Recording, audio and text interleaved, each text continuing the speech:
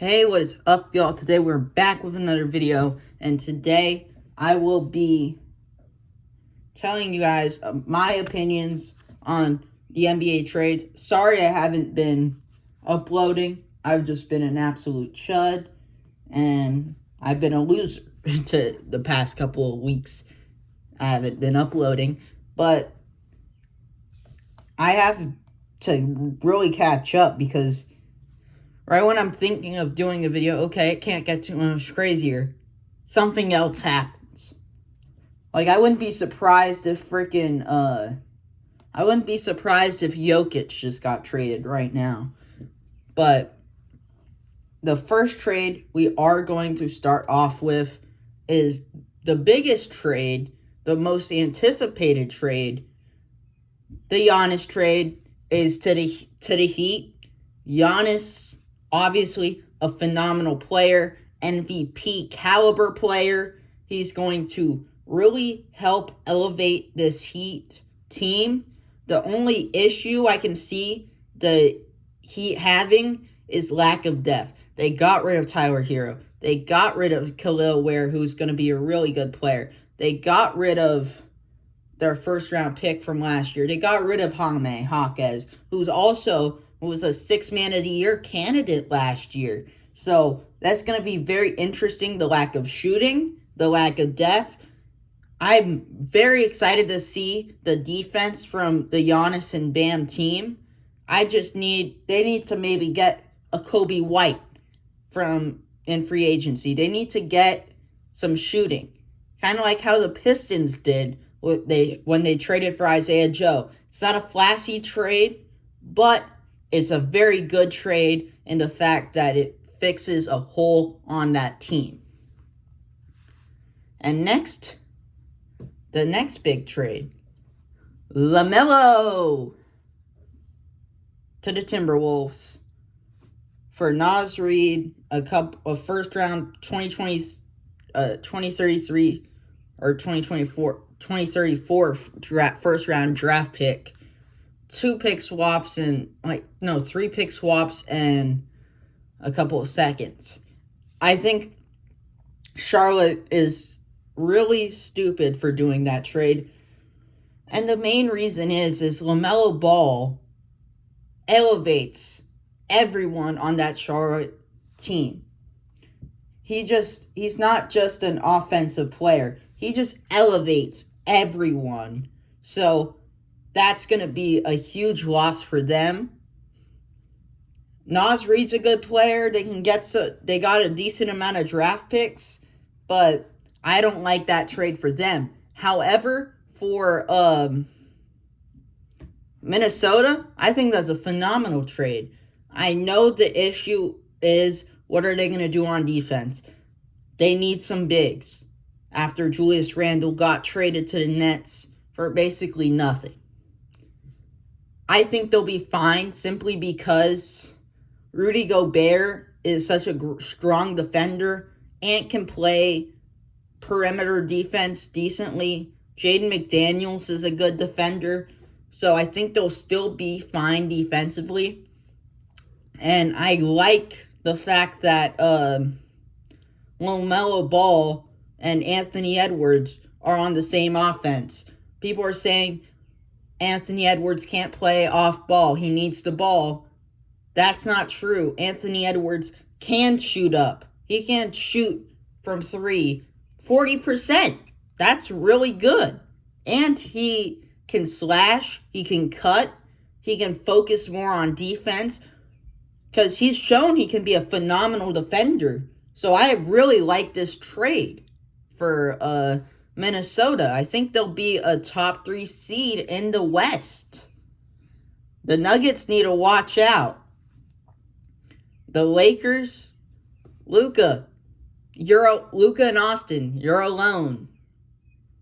LeBron's not going. He's probably going to go to the Warriors. And then let's keep on crapping on Charlotte. Why would you trade away Miles Bridges?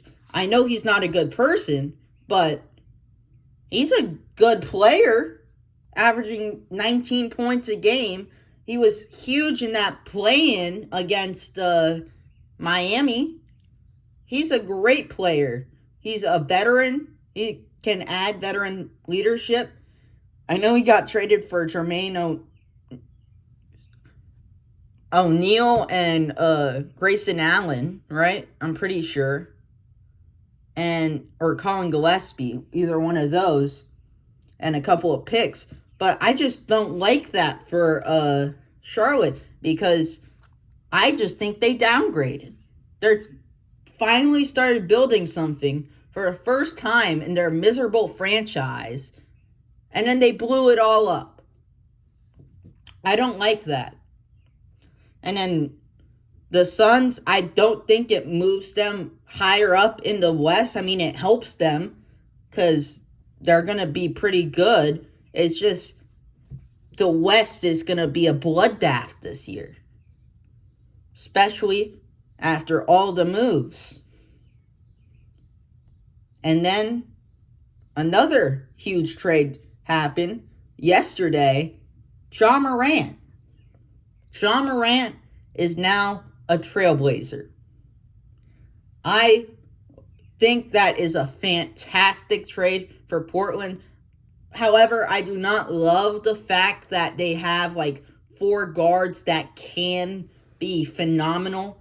I mean, that's good depth. It's just, I don't like, they're probably going to have to trade one of those because of like, one of them's just not going to get playing time. They have Damian Lillard coming back. He'll probably be into a shooting guard role because he can shoot the ball and he's coming off of a torn Achilles. So he's not going to be handling the ball as well. He won't be as mobile. Then Ja Morant, I still think he has potential if he just puts the guns down on IG Live. He just needed a fresh start. I think Portland is going to be good for his career because there's nothing to do there. No disrespect to Portland. It's just, I don't think Ja Morant will get into any off the court issues there. And I think Scoot and Shaedon Sharpe are going to be coming off the bench, which is going to be a blow to their developments. But I like that. I think they're going to be either a 6th or 7th seed in the West. I like that move. And then today, we just saw Kawhi got traded to the Toronto Raptors. Kawhi is now back to Toronto. That is a phenomenal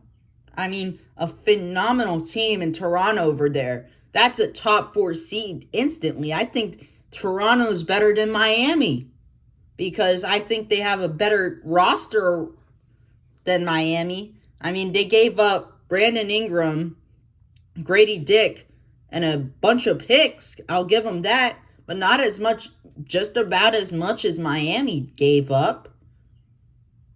But they might have given up better players, but they didn't give as many players and didn't give up so much depth. They gave up Brandon Ingram, who was phenomenal last year. Don't get me wrong, but Kawhi's better. Grady Dick, they gave up a bench player who still has potential, but he didn't show it last year. So I think this is a phenomenal trade for Toronto. And for the Clippers, this is a 30-win team. Darius Garland, Brandon Ingram, it's going to be some fun hoops a couple of times when both of them go off and they upset a team. It's going to be fun. It's going to be a fun 30-win team. You know what I mean? It's going to be a team that is going to be just completely offense but no defense. And that's okay. They're going to just rebuild. They finally have their own picks again since OKC finally got all the picks used all the picks from the Paul George trade. So I love this. And now let's talk about potential free agency moves. And we're starting off with Jalen Duren. Jalen Duren is planning on leaving Detroit. I personally, as a person who's going to root for Detroit, I don't like the move. I think they should try and sign him, give him one more year. You know why? Because he was so good in the regular season, 20 and 10 in the postseason, 8-8, man. He had a tragic postseason. The reason why the Pistons, who I had winning the East, lost in the second round. One of the main factors, Cade Cunningham was hooping. Jalen Duren was not. This is okay. I'm not happy about it. I think the Pistons should have tried to get him back on a one-year prove-it deal. But if he goes somewhere, the rumors have him going to either the Lakers or the Kings. I just hope he doesn't go to the Kings, man. That's where they go to die. I feel bad for Darius Acuff. But this is basically what's happened in the NBA. I'm actually going to talk about my opinions on the draft. I haven't talked about that yet. I think the Wizards and Jazz could be building something special. I love the Wizards pick, taking A.J. DeBonsta, an offensive wing, who has potential to turn into a decent defender, pairing him up with Trae Young. I know Trae Young is apparently washed or something, but that doesn't change the fact that he's still a really good player. He's going to average 20 and 10. 20 points and 10 assists. He's going to be a fantastic floor general. And then pair him with Anthony Davis. Now they're saying he might get traded to the Warriors. But as of right now, he's on the Wizards. He might be made of glass, but when he plays, he's very healthy. And I think he'll play power forward, which means he won't have to put so much wear and tear on his body, because they do have an Alex Sarr. And then the Jazz, I loved the Darian Peterson pick. That's what they needed. I honestly don't know what they would have done if Darian Peterson got picked first overall, because, well, they have Jaren Jackson Jr. They have Walker Kessler. They have Lauri Markkanen. They have every single wing and big. They have good wings and they have good bigs. So they did need a guard or two guard. I don't know if Keontae George is going to play the point or Darian Peterson. I'm going to assume Darian Peterson's going to play the... I don't know. Because they both, I feel like, could play the point. It's just, I don't know. I think that team could be a play-in team. And I like the Grizzlies pick. I don't like that they don't have Johnny Moore and they got Jeremy Grant and some random bench player from the Trailblazers. But I like pairing up Boozer and Edey as a backcourt. That's going to be very interesting to watch. And then the Bulls got Caleb Wilson. I think that was a great pick. He has such high upside, and his floor is decently high for a prospect who has such high upside as him. And I think that could be the savior of their franchise. I feel like he could be, a Derrick Rose type of player that's gonna save them from the depths of being mid. Now, this might be completely overrating him, because I don't think he'll be an MVP, but I think he has potential to be in that conversation. And then I think the Thunder getting Ade Mara was just idiotic from the other teams that picked before them that needed centers. Like the Hawks. The Hawks. What are you doing? They did draft a good player in Kingston Fleming, but they have guards and forwards. They don't need him. They need a big man. No disrespect to Onyeka Okongwu, but he's not big enough. Did you see what happened against Cat? They needed a actual big man, and they didn't get him.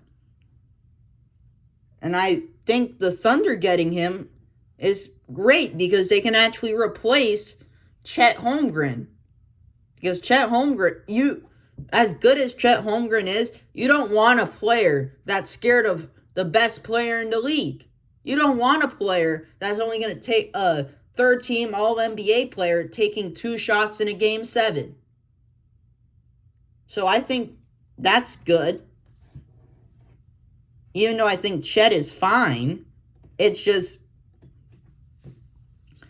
I think he could replace him if the offer is good enough, if a team wants him, wants Chet.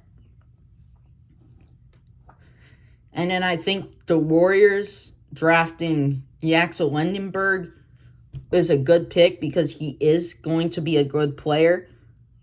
I'm just not sure if he's just really old. He's 24.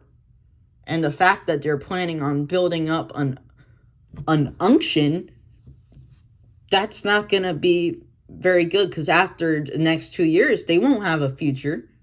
You're telling me Curry and LeBron are going to be playing in 2029?